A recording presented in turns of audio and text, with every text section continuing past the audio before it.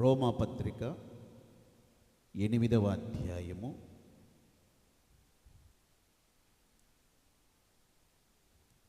9వ వాక్యాన్ని చదువుకుందాం. రోమాపత్రిక 8వ అధ్యాయము 9వ వాక్యం. దేవుని ఆత్మ మీలో నివసించి ఉన్న ఎడల మీరు ఆత్మ స్వభావము గలవారే గాని శరీర స్వభావము గలవారు కారు. ఎవడైనను క్రీస్తు ఆత్మ లేనివాడైతే వాడాయన వాడు కాడు.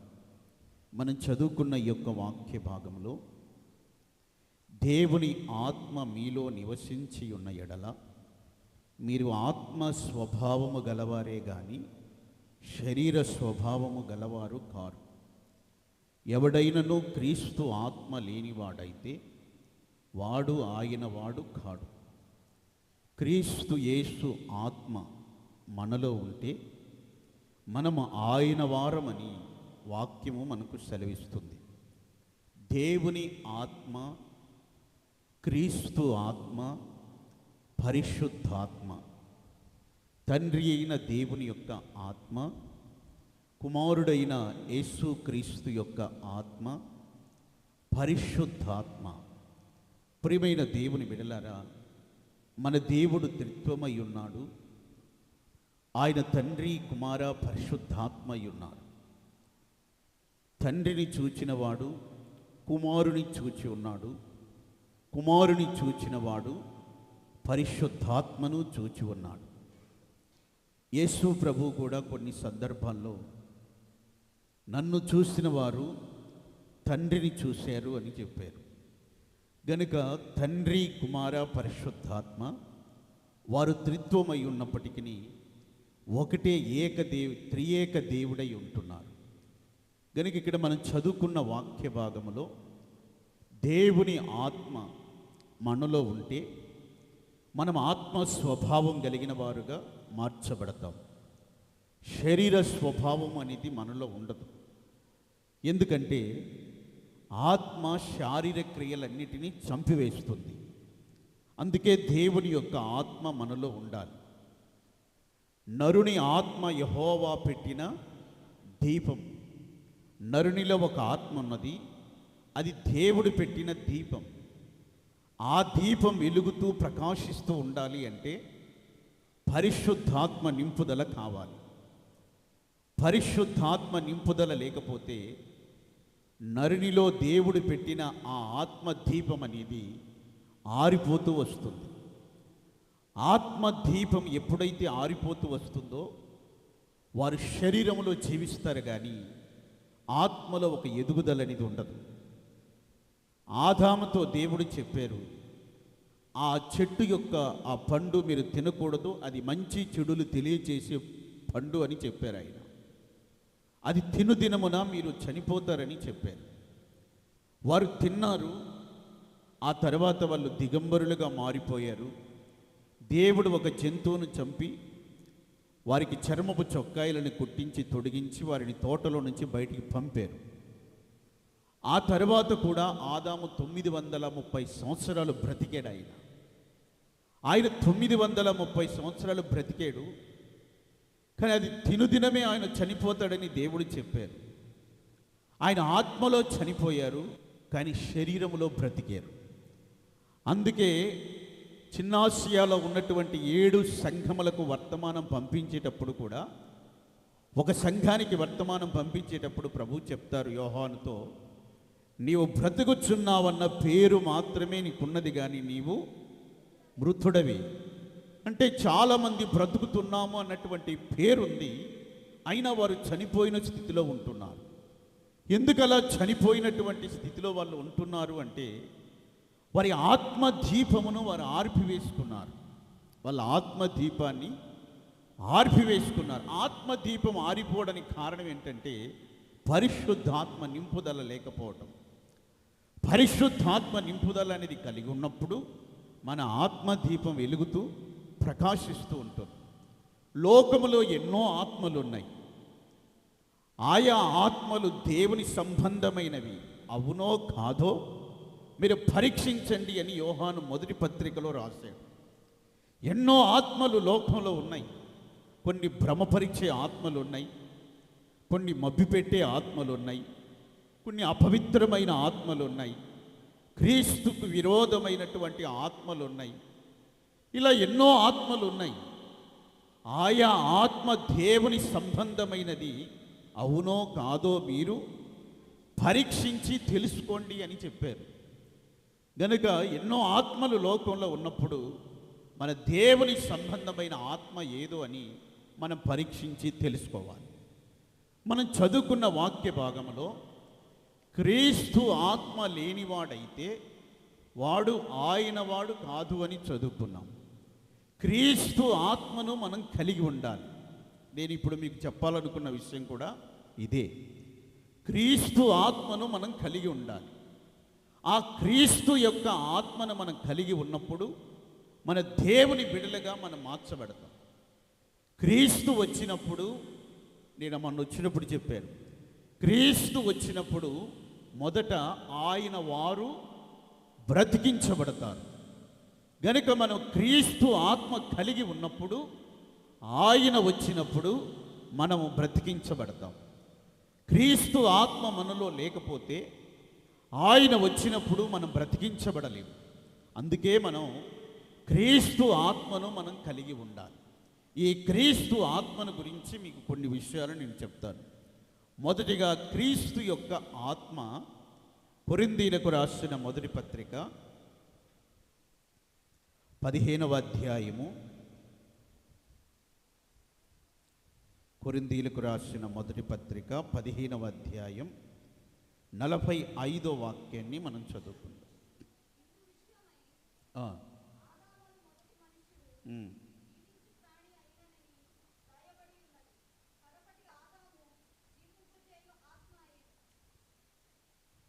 ఇందు విషయమై ఆదామును మొదటి మనుష్యుడు జీవించు ప్రాణి ఆయనని వ్రాయబడి ఉన్నది.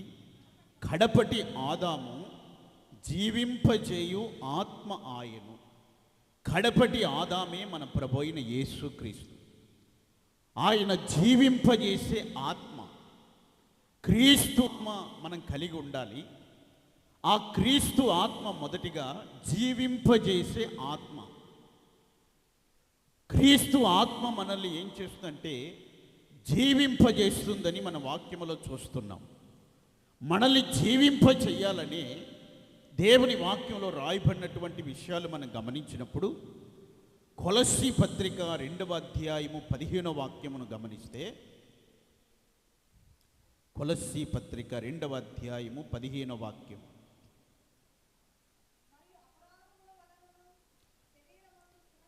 సున్నతి పొందక యుండుట వలనను మీరు మృతులై ఉండగా దేవుడు రాతరూపకమైన ఆజ్ఞల వలన మన మీద రుణముగాను మనకు విరోధముగా నుండిన పత్రమును మేకులతో సిలువకు కొట్టి దాని మీద చేవ్రాతను తుడిచివేసి మనకు అడ్డు లేకుండా దానిని ఎత్తివేసి మన అపరాధములన్నిటినీ క్షమించి ఆయనతో కూడా మిమ్మల్ని జీవింపజేసెను. అపరాధముల చేత మీరు మృతి నొంది ఉండగా, అపరాధముల చేత మీరు మృతి పొంది ఉండగా అపరాధములన్నిటినీ క్షమించి ఆయనతో కూడా జీవింపజేసెను. క్రీస్తు ఆత్మ జీవింపజేసే ఆత్మ. మనం చనిపోయి ఉన్నాము. అదే ఎఫెసీ పత్రికలు కూడా పౌలు అంటాడు, పాపముల చేతను అపరాధముల చేతను మీరు చనిపోయి ఉండగా. అపరాధములన్నిటినీ మనల్ని ఏం చేస్తుందంటే మనల్ని చంపివేస్తున్నాయి. పాపము అనేది మనల్ని ఏం చేస్తుందంటే చంపివేస్తుంది. ఈ అపరాధముల చేత పాపముల చేత మనం మృతి పొంది ఉన్నప్పుడు ఆ పాపములని అపరాధములని ప్రభువైన యేసుక్రీస్తు క్షమించి ఆయనతో కూడా మనల్ని జీవింపజేశాడు. ఎందుకంటే ఆయన ఆత్మ జీవింపజేసే ఆత్మ గనుక. ప్రియమైన దేవుని బిడ్డలారా, తెస్సలోనికీయులకు రాసిన మొదటి పత్రిక 5వ అధ్యాయం 10వ వాక్యాన్ని కూడా మనం ఒకసారి గమనిస్తే, మొదటి పత్రిక 5వ అధ్యాయము 10వ వాక్యం, మనం మేలుకొని ఉన్నను నిద్రపోవచ్చున్నను తనతో కూడా జీవించు నిమిత్తము ఆయన మన కొరకు మృతి పొందెను. మనం మేలుకున్నా సరే, మనం నిద్రపోయినా సరే, మనం ఎవరితో జీవించాలి? మరి ఆయనతో మనం జీవించాలి. మనం మేలుకున్నా నిద్రపోయినా ఆయనతో మనం జీవించాలని మన ప్రభైన యేసుక్రీస్తు మన కొరకు ఆయన ఏమయ్యాడంటే ఆయన మృతి పొందాడు. ఆయనలో మృతి, మనలో జీవం. క్రీస్తు ఆత్మ జీవింపజేసే ఆత్మ గనుక ఆయన మరణించెను, మనల్ని జీవింపజేసి మనల్ని బ్రతికించెను అని వాక్యంలో మనం చూస్తున్నాం. మరి ప్రభు మనల్ని ఆయనతో కూడా జీవింపజేసినట్లుగా దేవుని వాక్యంలో మనం గమనిస్తున్నాం.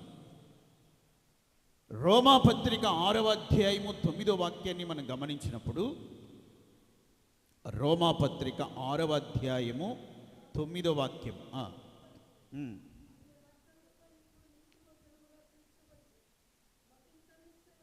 6:9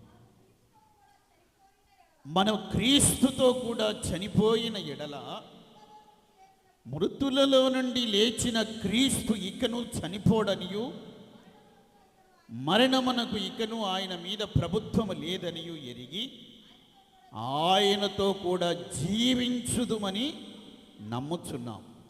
క్రీస్తు చనిపోయి మృతులలో నుండి లేపబడి ఉన్నాడని మనం ఎరిగి ఉన్నాం. ఇక ఆయన చనిపోడు అని, ఆయన మనల్ని జీవింపజేస్తాడని మనం నమ్ముచున్నాం. ప్రియమైన దేవుని బిడ్డలారా, ఆయన మృతి పొంది ఏ విధముగా పాతిపెట్టబడి ఉన్నాడో, మనమును బాప్తిసం పొందినప్పుడు మరణించి పాతిపెట్టబడుచున్నాం. ఆయన మృతులలో నుండి తిరిగి ఏ విధంగా లేపబడి ఉన్నాడో, మనమును దేవుని ఆత్మ వలన తిరిగి లేపబడుతున్నాం. గనుక ఇక ఆయన మృతి పొంది తిరిగి లేచాడు గనుక ఇక ఎప్పుడు చనిపోడు. ఆయన చనిపోడు అని మనం ఏ విధంగా నమ్ముచున్నామో ఆ నమ్మకమే మనల్ని జీవింపజేస్తుంది. క్రీస్తు మృతి పొంది తిరిగి లేచాడు కదా, ఆయన జీవిస్తున్నాడు. ఆయన జీవించుచున్నాడు గనుక మనల్ని కూడా జీవింపజేసే ఆత్మ ఆయన మృతులలో నుండి లేపబడకపోతే మనల్ని జీవింపజేసే ఆత్మగా ఆయన మార్చబడేవాడు కాదు. మనందరినీ జీవింపజేయాలని ఆయన మృతులలో నుండి తిరిగి లేచాడు గనుక మనము కూడా జీవిస్తున్నాము అని వాక్యం చెప్తుంది. ఇందు విషయమై ఇంకొక వాక్యాన్ని కూడా మీకు నేను గుర్తు చేస్తాను. యోహాను సువార్త 6వ అధ్యాయము,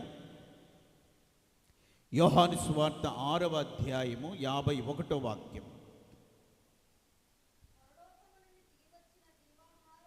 పరలోకములో నుండి దిగివచ్చిన జీవాహారమును నేనే, ఎవడైనను ఈ ఆహారము భుజించితే వాడెల్లప్పుడూ జీవించును. పరలోకము నుండి దిగివచ్చిన జీవాహారము నేనే, ఎవడైనను ఈ ఆహారమును భుజించితే వాడెల్లప్పుడూ జీవించును. మనం జీవింపజేసేదానికే ప్రభు పరలోకం నుండి దిగి వచ్చాడు. ఆయన జీవాహారముగా దిగి వచ్చాడు. యేసు ప్రభు చెప్పారు, మీ పితరులు అరణ్యములో మన్నాను భుజించారు, అయినా వాళ్ళు మరణించారు. అయితే ఇప్పుడు నేను పరలోకం నుండి దిగి వచ్చినటువంటి జీవాహారమును నేనే, పరలోకం నుండి దిగి వచ్చిన జీవాహారము నేనే. నన్ను భుజించేటటువంటి వాడు మరణించడు, అతడు నిత్య అతడు నిత్యము జీవిస్తాడు. మన్నాను తిని చనిపోయారు, కానీ నేను జీవాహారం, నా శరీరము భుజించి నా రక్తము పానము చేసిన వాడు నిత్యము జీవిస్తాడు అని యేసు ప్రభు చెప్పారు. ఆయన మనల్ని జీవింపజేసే ఆత్మ గనుకనే మృతులలో నుండి మనల్ని జీవింపజేయడానికి తిరిగి లేపబడి ఉన్నాడు. మనల్ని జీవింపజేయాలని ఆయన శరీరమును ఆయన రక్తమును మనకు అనుగ్రహించాడు. ఆయన శరీరము ఆయన రక్తము మనం పానం చేసినట్లయితే మనము నిత్యము జీవిస్తామని ప్రభు చెప్తున్నారు. యేసయ్య శరీరము యేసయ్య రక్తము మనం భుజించి పానం చేసేటప్పుడు ఆయన శరీరం పరిశుద్ధం, ఆయన రక్తము పరిశుద్ధమైనది. ఆయన శరీరములో ఏ మచ్చ డాగు కలంకం లేదు. ఆయన శరీరములో ఏ పాపము లేదు. ఆయన తలంపుల్లో ఏ శరీర సంబంధమైన అపవిత్రమైన ఆలోచన తలంపులు లేవు. మనమును ఆయన శరీరము వలె మన శరీరం మార్చబడి పరిశుద్ధముగా మారుట కొరకే పరిశుద్ధమైన ఆయన శరీరం మనకిచ్చి, నా శరీరాన్ని మీరు భుజించండి అని చెప్పాడు. అలా యేసయ్య శరీరాన్ని మనం భుజించగా భుజించగా భుజించగా మన శరీరము ఎలా మార్చబడుతుందంటే యేసయ్య శరీరము వలె మార్చబడుతుంది. ఆయన రక్తం పవిత్రమైనది. ఆయన రక్తములో ఏ కపటము లేదు. ఆయన రక్తములో ఎలాంటి ద్వేషము లేదు. ఆయన నా రక్తము మీరు పానము చెయ్యండి అని చెప్పాడు. మనిషిలో రక్తం ఉన్నది. ఆ రక్తము పాపముతో నిండిన రక్తం అది. అందుకే దావీదు అంటాడు, పాపముతోనే నా తల్లి నన్ను గర్భము ధరించెను, నేను పుట్టింది పాపముతోనే పుట్టాను. ప్రియమైన దేవుని బిడ్డలారా, అలా పాపమనే రక్తములో పొర్లుచున్నటువంటి మనలని ఆయన చూశాడు. మన మీద ఆయన జాలిపడ్డాడు. మన మీద ఆయన కనికరపడ్డాడు. ఆ పాపముతో నిండిన రక్తములో నుంచి మనల్ని విడిపించాలని, ఆ పాపపు యొక్క క్రియల్లో నుంచి మనకు విడుదల ఇవ్వాలని యేసు ప్రభు ఆఖరి రక్తము బొట్టు వరకు రక్తమంతా ధారపోశాడు. ఆయన చివరిసారిగా పస్కాను భుజించేటప్పుడు ఒక పాత్రని ఎత్తిపట్టుకొని, ఇది నా రక్తం, క్రొత్త నిబంధన, మీరు పానము చెయ్యండి అని చెప్పాడు. ఆయన రక్తము మనం పానము చెయ్యగా, ఆయన రక్తం మనం పానము చెయ్యగా మన రక్తములో ఉన్నటువంటి పాపపు యొక్క క్రియలన్నీ కూడా నశించిపోతాయి. మనం ఆయన రక్తము త్రాగగా మన రక్తము కూడా యేసు రక్తము వలె మార్చబడుతుంది. మన రక్తము యేసయ్య రక్తముగా మారినప్పుడు, మన దేహము యేసయ్య దేహముగా మార్చబడినప్పుడు మనము క్రీస్తు యేసు పోలికలోనికి మనం మార్చబడతాం. ఆ క్రీస్తు యేసు పోలికలోనికి మనం మార్చబడి క్రీస్తు స్వారూప్యం మన యందు ఏర్పడినప్పుడు మనం ఇక చనిపోము, మనము నిత్యము ప్రభుతో జీవిస్తూ ఉంటాం. దేవునికి మహిమ కలుగునుగాక. ఆయన జీవించే ఆత్మ మనలను కూడా జీవింప చెయ్యాలని ఆయన మరణించి తిరిగి లేపబడ్డాడు. ఆయన శరీరమును రక్తమును మనకిచ్చాడు. ఆయన శరీరము రక్తము ద్వారా మనం జీవిస్తున్నాం. ఈ క్రీస్తు యేసు ఆత్మ మనం కలిగి ఉండాలి. అప్పుడు మనం ఆయన వారముగా మార్చబడతాం. జీవింపజేసే ఆత్మ మనలో ఉండాలి. మనం అపరాధంలో ఉన్నప్పుడు, పాపములో ఉన్నప్పుడు మనల్ని ఆయన బ్రతికించాడు గనుక ఇప్పుడు క్రీస్తు ఆత్మ అనేది మనలో ఉంటే మనము కూడా ఏ విధంగా ఉంటామంటే, జీవింపజేసే ఆత్మ మనలో ఉన్నది గనుక మనల్ని కూడా అనేకుల్ని జీవింపజేస్తాం, అనేకుల్ని మనం బ్రతికించగలుగుతాం. అందుకే గలతీ పత్రికలో పౌలు రాశారు చూడండి. గలతీ పత్రిక 6వ అధ్యాయం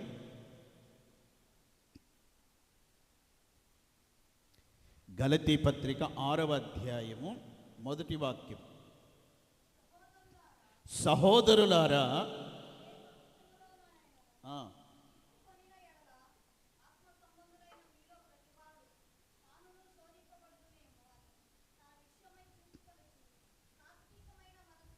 సాత్వికమైన మనస్సుతో అట్టి వానిని మంచి దారికి తీసుకుని రావలెను. ఒకని భారములనొకడు భరించి ఈలాగున క్రీస్తు నియమమును పూర్తిగా నెరవేర్చాలి. ఒకడు ఏదైనా ఒక తప్పిదములో చిక్కుబడినప్పుడు, ఒక తప్పిదములో ఏదైనా అతను పడిపోయినప్పుడు సాత్వికమైన మంచి మనస్సుతో మనం అతన్ని ఏం చేయాలంటే ఒక మంచి దారికి తీసుకురావాలి. ఇలా తప్పిపోయినటువంటి ఒక వ్యక్తిని, పడిపోయినటువంటి ఒక వ్యక్తిని, కృంగిపోయినటువంటి ఒక వ్యక్తిని సాత్వికమైన మంచి మనస్సుతో మనం ఒక మంచి దారిలోనికి తీసుకుని వచ్చే ఆ ఆత్మ, అది క్రీస్తు యేసు యొక్క ఆత్మ. అది క్రీస్తు యేసు యొక్క నియమం. అది క్రీస్తు ఆత్మ మనం కలిగి ఉన్నప్పుడు ఎవరైనా ఒకరు తప్పిపోతే తప్పిపోనీలే, నాకెందుకు, అతనితో నాకు అనవసరమని అనుకోరు. క్రీస్తు ఆత్మ మనం కలిగి ఉంటే, ఒక వ్యక్తి పడిపోయి ఉంటే పడిపోనీలే, అతను కృంగిపోనీలే, నాకు అనవసరం ఆ వ్యక్తితో అని క్రీస్తు ఆత్మ కలిగిన వారు అనుకోరు.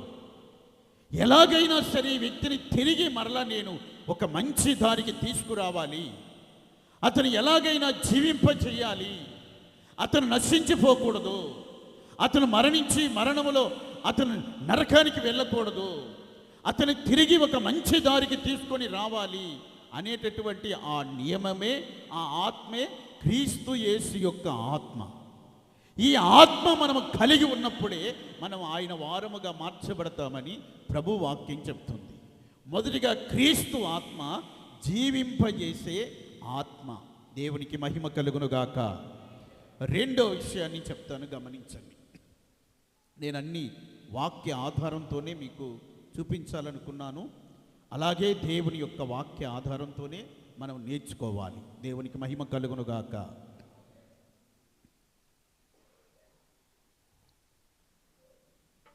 న్యాయాధిపతులు 10వ అధ్యాయము, న్యాయాధిపతుల గ్రంథం 10వ అధ్యాయం 16వ వాక్యాన్ని మనం చదువుకుందాం.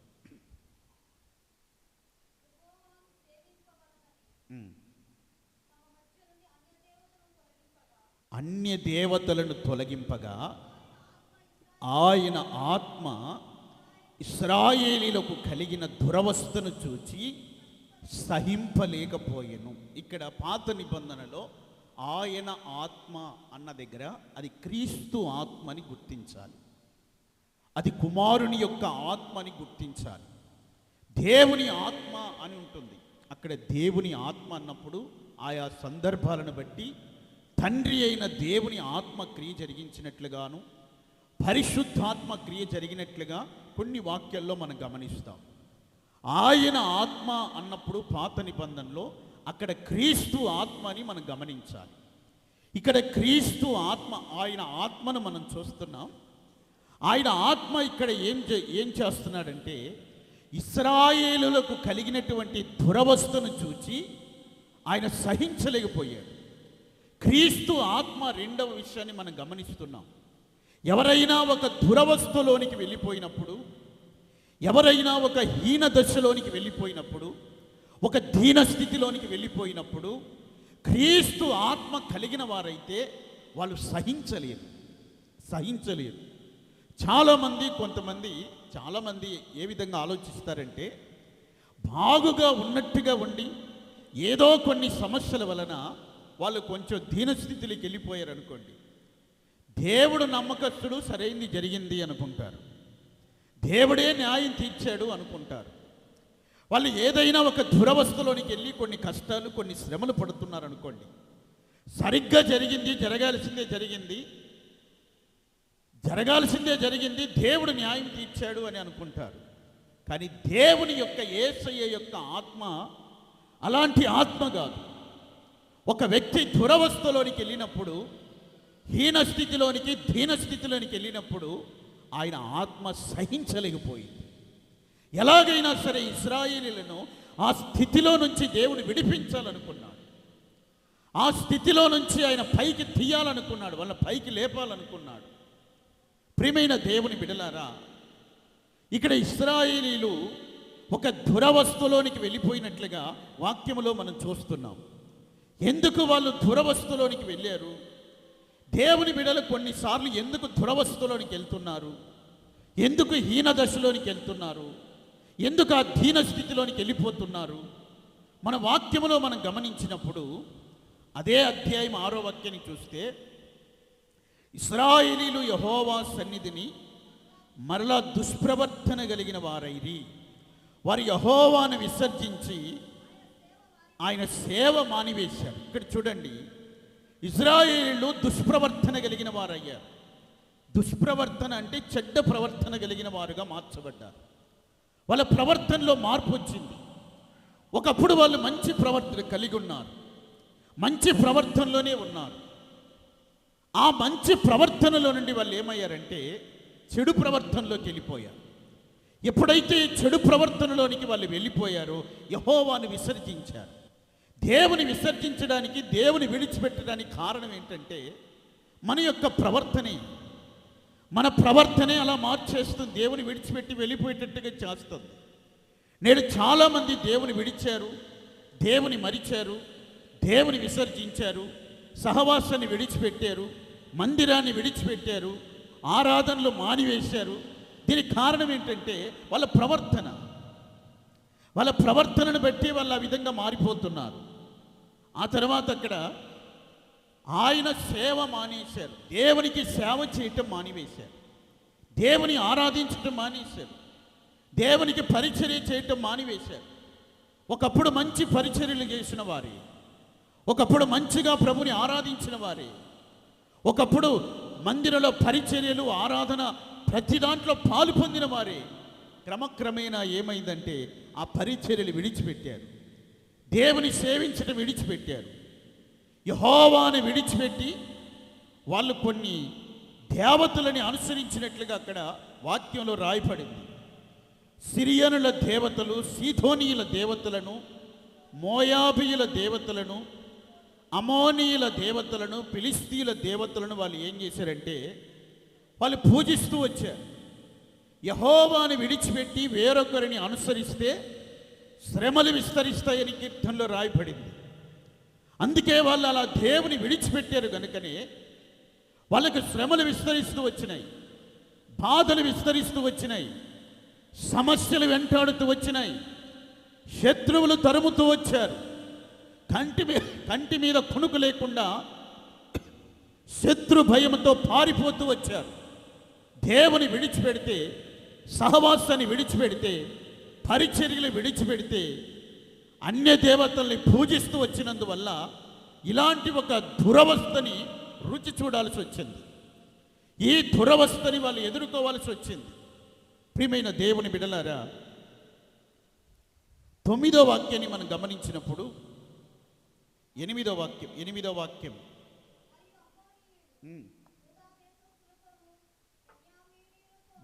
వాక్యం యోర్దాను అద్దరినున్న గిలాదు నందలి అమోరీల దేశములో కాపురమున్న ఇశ్రాయేలీలను 18 సంవత్సరములు చిత్తగొట్టి అణిచివేశారు. దేవుని విడిచిపెట్టినప్పుడు అమోనీయులు ఏం చేశారంటే 18 సంవత్సరాలు వాళ్ళని చిత్తగొట్టారు, అణిచివేశారు. ఇశ్రాయేలీయుల యొక్క ఉనికి లేకుండా చేయాలనుకున్నారు, వాళ్ళ ప్రభావమే లేకుండా చేయాలనుకొని అమోనీయులు ఏం చేశారంటే వాళ్ళని చిత్తగొట్టేశారు, అణిచివేశారు. తర్వాత అక్కడ 9వ వాక్యం అమోనీయులు యూదా దేశస్థులలోను, బెన్యామీనీయులలోను, ఎఫ్రామీయులతోనూ యుద్ధము చేయుటకును యోర్దాను దాటిని గనుక ఇశ్రాయేలు మిక్కిలి శ్రమ కలిగింది. ఇప్పుడు ఈ యొక్క అమోనీయులు ఏం చేస్తున్నారంటే యూదా దేశస్థులని, బెన్యామీనీయులని, ఎఫ్రాయిము వాళ్ళని శ్రమ పెట్టారు. వాళ్ళకి మిక్కిలి శ్రమ కలిగింది. మీరు జాగ్రత్తగా వినాలి. మిక్కిలి శ్రమ కలిగినట్లుగా మనం చూస్తున్నాం. అమోనీయులు ఎవరు అని మనం గమనించినప్పుడు వీరు లోతు సంతానమై ఉన్నారు. లోతు సంతానం అంటే లోతు తన భార్యకు కలిగినటువంటి సంతానం కాదు, తన కుమార్తెకు కలిగిన సంతానం. అది ఒక అక్రమైనటువంటి సంతానం అని మనకు తెలుసు. ఈ అమోనీయులు ఎలాంటి వారంటే దేవునికి విరోధముగా నిబంధన చేసుకున్నటువంటి వారని 83వ కీర్తనలో రాయబడింది. అమోనీయులు దేవునికి విరోధముగా నిబంధన చేసిన వారు. అదే కీర్తనలో మరొక చోట ఏమి రాయబడిందంటే పరిశుద్ధమైన స్థలాన్ని ఆక్రమించుకోవాలని ఆలోచిస్తున్నవారు. అమోనీయులు ఎలాంటి వాళ్ళో తెలిసినా దేవునికి విరోధముగా నిబంధన చేసేవారు. మన నిబంధన ఎలా చేయాలి అంటే దేవుని చిత్తానుసారముగా మన నిబంధన చేయాలి. దేవుని చిత్త ప్రకారము కాకుండా నీ స్వయచిత్త ప్రకారం నువ్వు నిబంధన చేస్తే నష్టపోతావు, సమస్యలు ఎదుర్కోవాలి. ఒక నిబంధన చేసేటప్పుడు దైవ చిత్తానుసారముగా నిబంధన చేయాలి. అమోనీయులు దేవునికి విరోధముగా నిబంధన చేసి పరిశుద్ధమైన స్థలాన్ని ఆక్రమించుకోవాలని ఆలోచన చేస్తున్నారు. వాళ్ళు ఏం ఆక్రమించుకోవాలనుకుంటున్నారంటే అమోనీయులు పరిశుద్ధ స్థలాన్ని ఆక్రమించుకోవాలనుకుంటున్నారు. పరిశుద్ధ స్థలములో దేవుడు నివసిస్తాడు. తనకు పరిశుద్ధమైన స్థలముగా దేవుడు ఏం చేశాడంటే సియోనును యెరూషలేమును ఏర్పరచుకున్నారు. తనకు పరిశుద్ధ స్థలముగా ఏర్పరచుకున్న ఆ సియోనును యెరూషలేమును ఇప్పుడు ఎవరు ఆక్రమించుకోవాలనుకుంటున్నారు? అమోనీయులు ఆక్రమించుకోవాలనుకుంటున్నారు.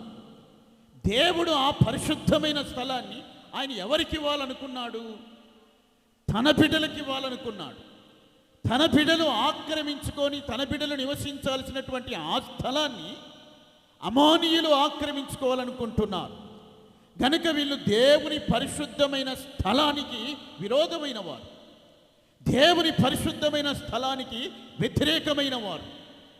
ఇప్పుడు దేవుని బిడ్డలు దేవుని పరిశుద్ధమైన స్థలానికి రాకుండా వాళ్ళు ఆగిపోయారు అంటే వాళ్ళని ఏ ఆత్మ ఆపేసింది? అమోనీయుల యొక్క ఆత్మ ఆపివేసింది. పరిశుద్ధ స్థలానికి రాకుండా అమోనీయుల యొక్క ఆత్మ అడ్డుపడుతూ ఉంటుంది.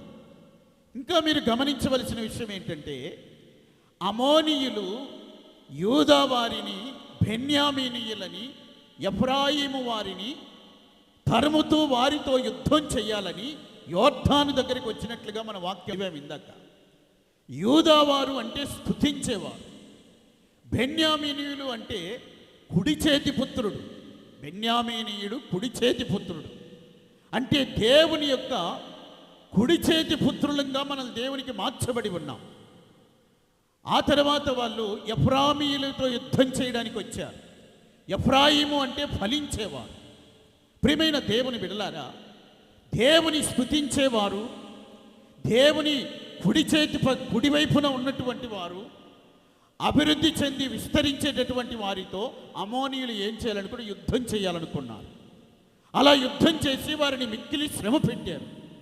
ఇలాంటి పరిస్థితిలో వాళ్ళ చేత అనగొట్టబడి మిక్కిలి హీనదశకు వచ్చారు.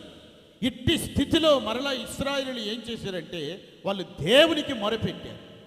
ఎప్పుడైతే దేవునికి మొరపెట్టి వారి మధ్యలో ఉన్నటువంటి ఆ విగ్రహాలని, ఆ దేవతలంటి వాళ్ళు తొలగించి వేశారో అప్పుడు ఆయన ఆత్మ వారి కలిగిన దురవస్థను చూచి సహింపలేకపోయేను అని చూస్తున్నాం. నేడు దేవుని బిడ్డలు కూడా దేవుని స్తుతించే విషయంలో పొరతగలిగి ఉంటున్నారు.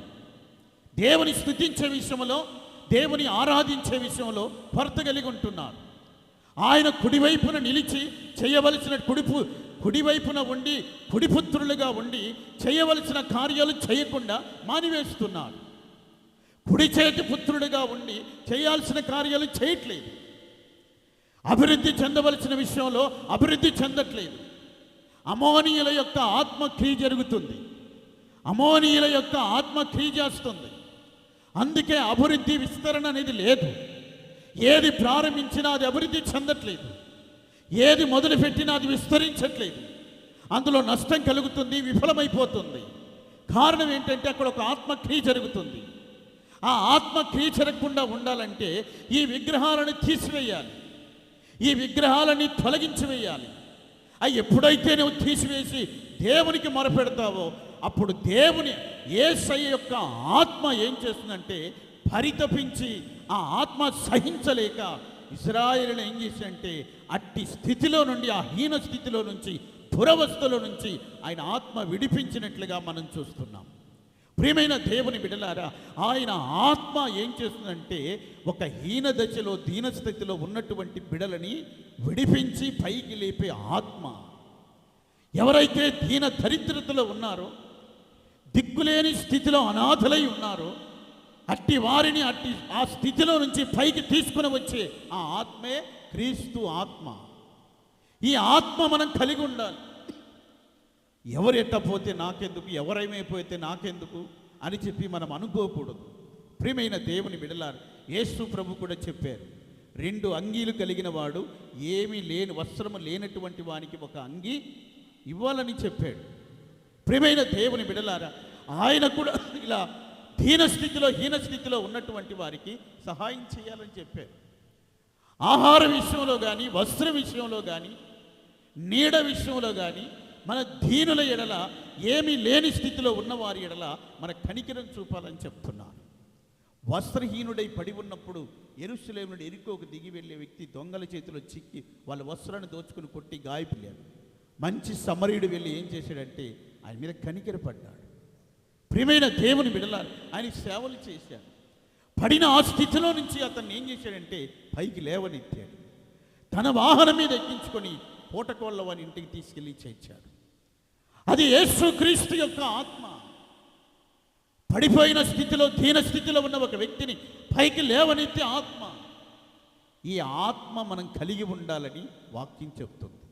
ఈ ఆత్మ గనుక మనకు లేకపోతే మనము ఆయన వారము కాదని వాక్యం చెప్తుంది. గనుక ఆయన ఆత్మ మనం కలిగి ఉన్నప్పుడే మన దీనుల ఎడల, మనం దీనస్థితిలో ఉన్నవారి ఎడల దయ చూపగలుగుతాం, కనికరం చూపగలుగుతాం. ప్రియమైన దేవుని బిడ్డల, కొంతమందికి దేవుని యొక్క వాక్యము తెలియదు, ఆత్మ నింపుదల తెలియదు, ఆత్మీయమైన అనుభవాల్లో నడిపించబడటం తెలియదు. కనుక ఆత్మీయతలో వాళ్ళు ఎట్టి స్థితిలో ఉన్నారు, ఒక దీన స్థితిలో ఉన్నారు. అట్టి వారికి మనం దేవుని వాక్యం పంచాలి. అట్టి వారికి ఆత్మ నింపుదల గురించి మనం బోధించాలి. ఆ స్థితిలో నుంచి వారిని పైకి తీసుకుని వచ్చి ఆత్మీయులుగా మార్చాలి. కనుక ఒక దీన స్థితిలో ఉన్నటువంటి వారిని చూచి ఆయన ఆత్మ పరితపించలేకపోయింది, సహించలేకపోయింది. ప్రియమైన దేవుని బిడ్డల, అట్టి ఆత్మ మనం కలిగి ఉండాలని వాక్యం చెప్తుంది. క్రీస్తు ఆత్మ, మూడవదిగా క్రీస్తు ఆత్మ గలతీ పత్రిక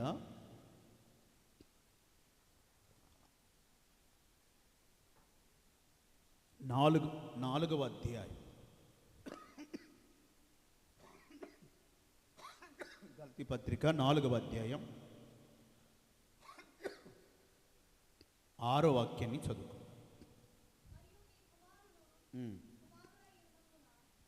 అన్నీ మింగుతున్నావు, మాటలు పదాలు మింగేస్తున్నావు. స్పష్టంగా చదవాలి. నాయన తండ్రి అని మొరపెట్టు తన కుమారుని ఆత్మను దేవుడు మన హృదయములలోనికి పంపెను. ఇక్కడ మీరు గమనించండి, నాయన తండ్రి అని మొరపెట్టే కుమారుని ఆత్మ. కుమారుని ఆత్మ మూడవదిగా ఎలా మనకు అర్థమవుతుందంటే, ఇక్కడ నాయన తండ్రి అని మొరపెట్టే ఆత్మే కుమారుని ఆత్మ.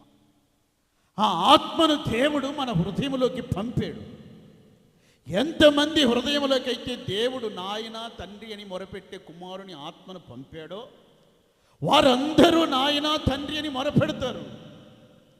ఎవరైతే ఇంకా నాయన తండ్రి అని మొరపెట్టలేని స్థితిలో ఉన్నారో వారి హృదయంలో కుమారుని ఆత్మ లేదు. చాలా సంవత్సరాలని ప్రార్థనకు వస్తుంటారా?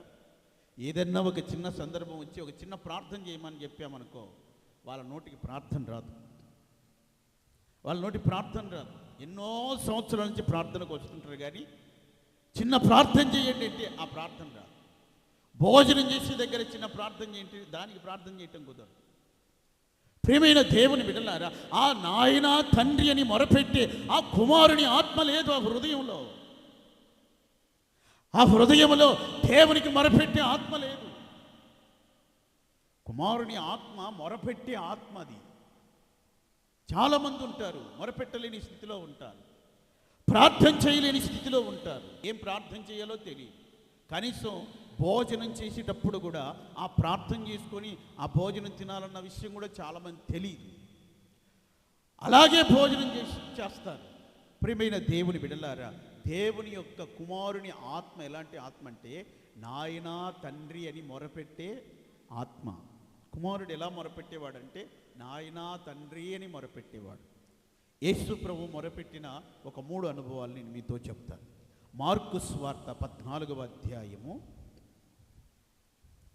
మార్కు సువార్త 14వ అధ్యాయము 36వ వాక్యం.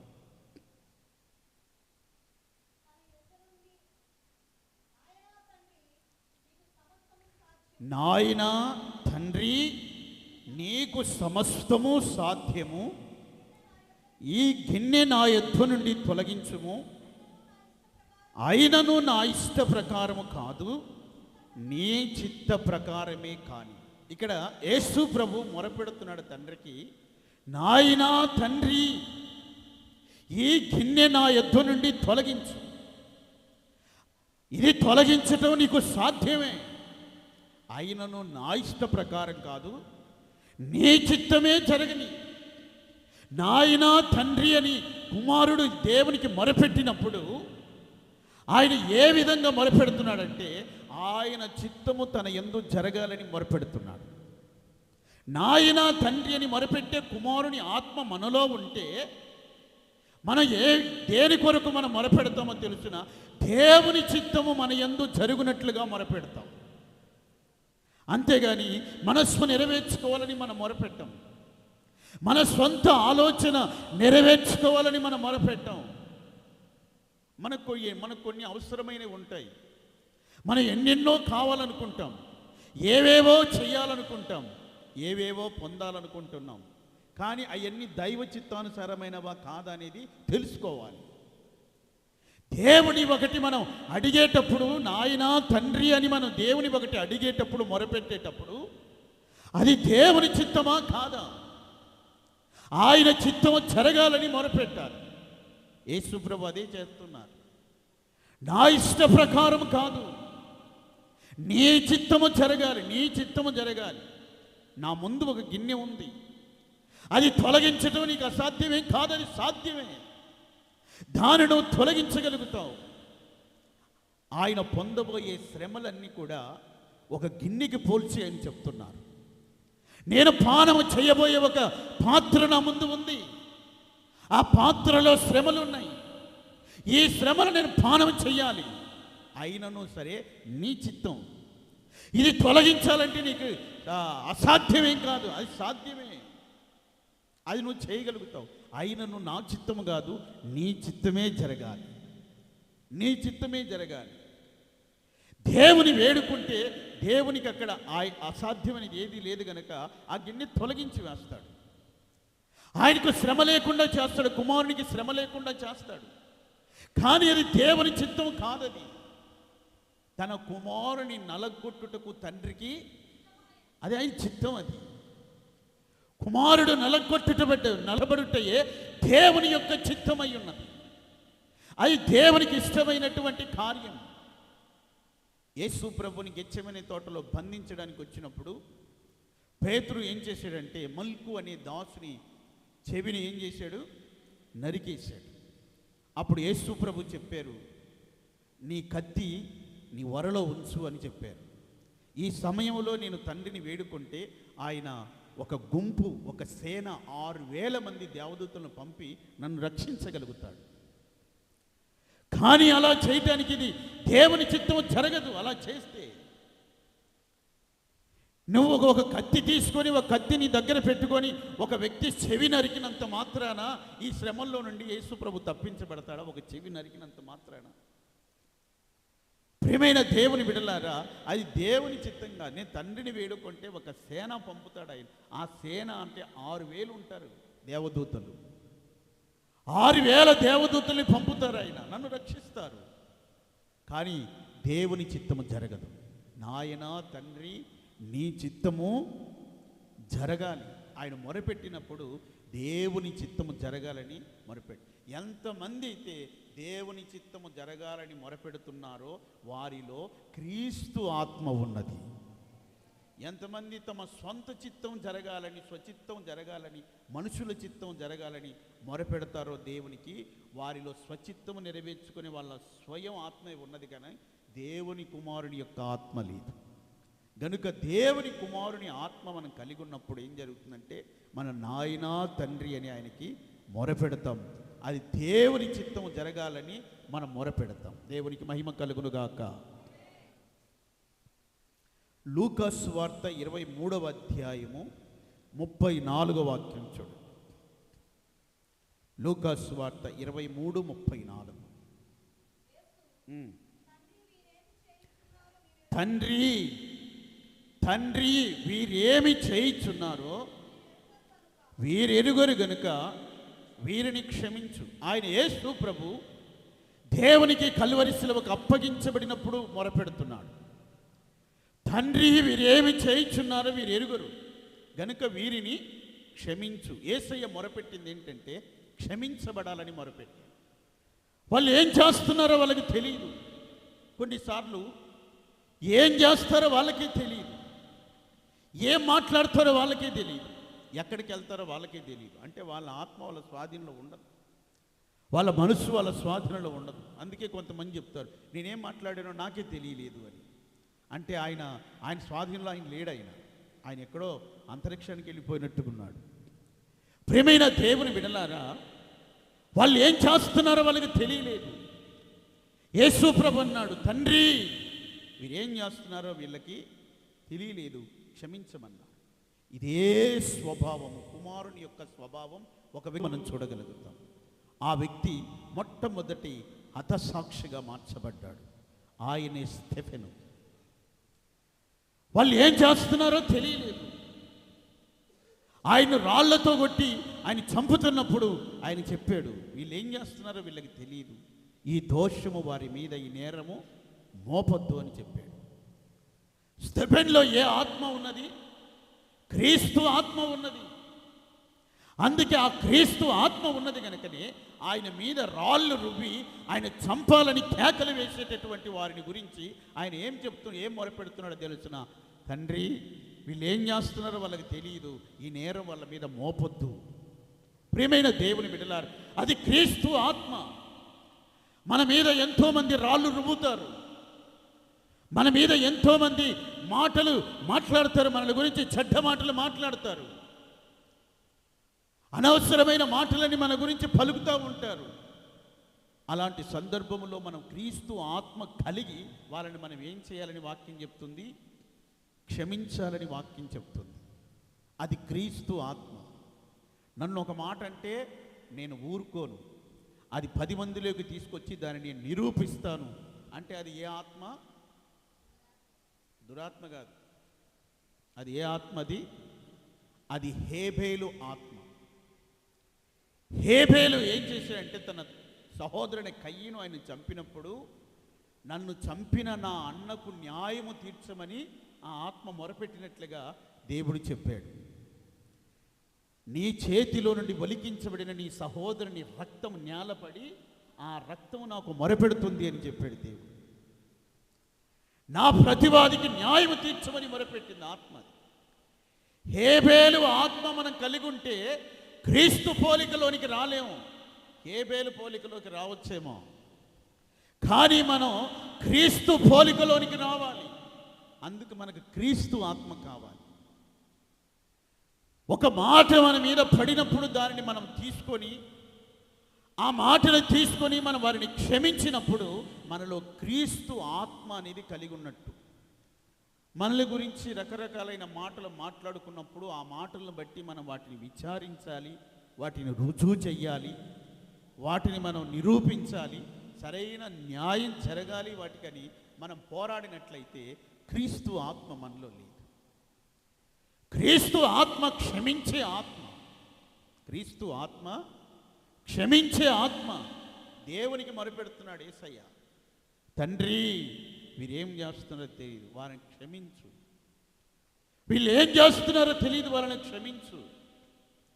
అవును ప్రియమైన దేవుని బిడ్డలారా, ఆ క్రీస్తు యేసు ఆత్మ మనం కలిగి ఉండాలని వాక్యం చెప్తుంది. ఇంకొక మాటను చెప్తాను చూడండి, అందులో యోహాను సువార్త 17వ అధ్యాయము 11వ వాక్యం. యోహాను సువార్త 17వ అధ్యాయము 11వ వాక్యం.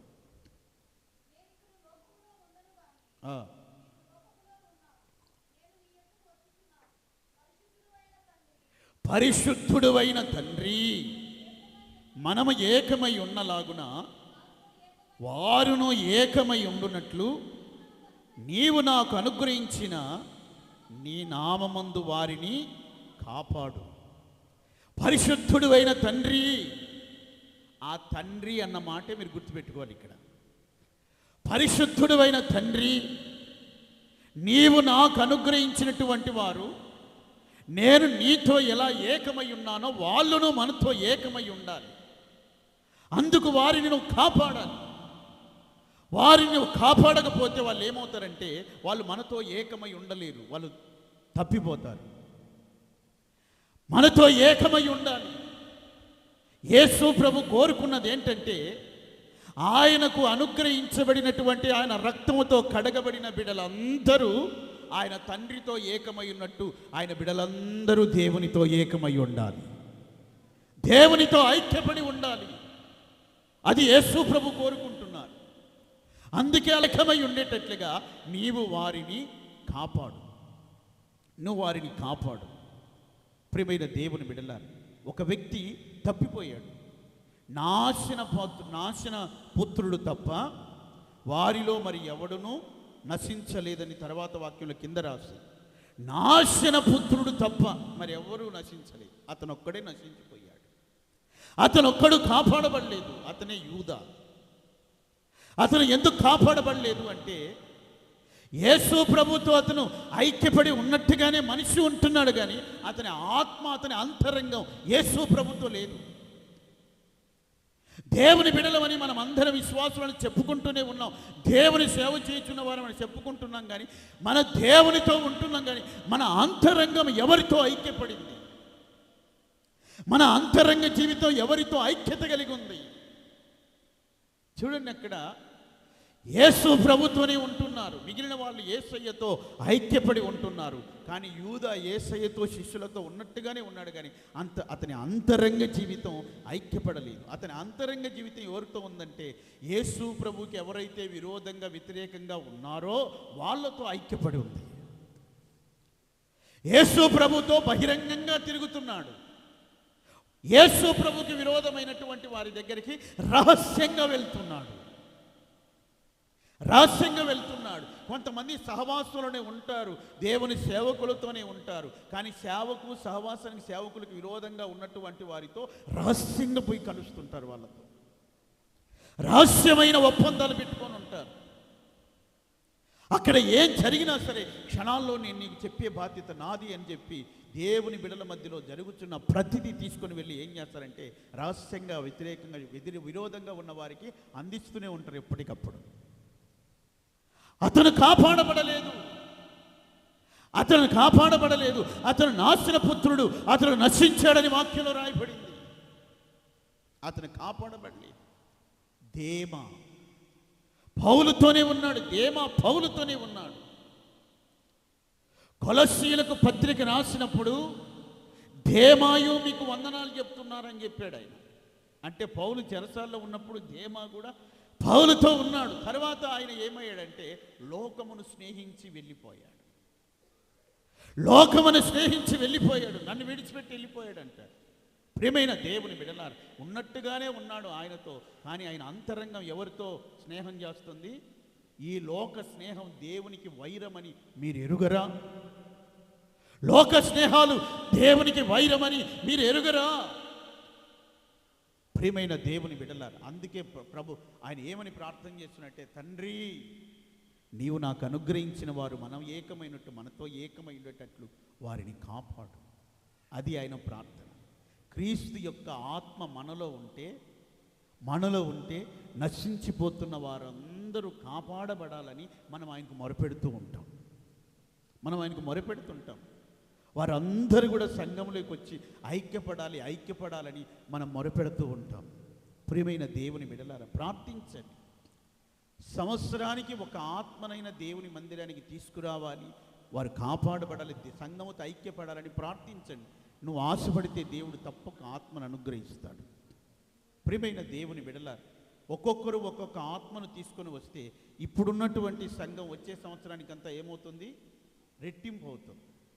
రెట్టింపైనటువంటి సంఘస్థులు మరలా దేవునికి మొరపెట్టి ఒక్కొక్కరు ఒక ఆత్మను సంపాదిస్తే సంవత్సరానికి మరలా సంఘం ఏమవుతుంది? మరలా రెట్టింపు అవుతుంది. 2 రెండ్లు ఎంత? 4 నాలుగులు అలా రెట్టింపు అవుతుంది. దేవునికి మహిమ కలుగును గాక.